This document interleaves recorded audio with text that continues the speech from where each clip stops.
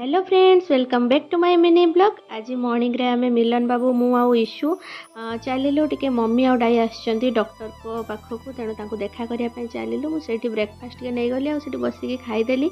आ issue तो आई की पाई की तो बहुत खुशी हो गला, जेहेतु बाहर खाद्य किछि दबा पय मु मना करे। सेति में तो आई आसला माने से कहबो मो पय कोन आनिछो, सेति में स्वीट कॉर्न आई आनिथिला घरु सिझेकी, ताकू देला टिके खाइला सी।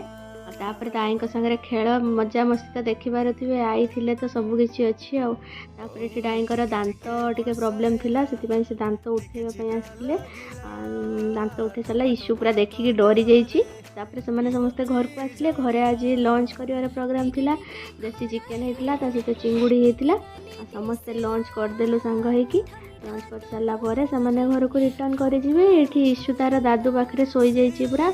राति बेल को मत आज बिरियानी खाइबा बहुत क्रेविंग है, से मिलन बाबू कहली जाकि मो बिरियानी नहीं आसिले। बिरियानी खाई तो आम चलू शोवाई। आपण मैंने वीडियो को जो देखी पूरा लास्ट पर्यंत निहाती video like comment and subscribe my channel. रही बाय।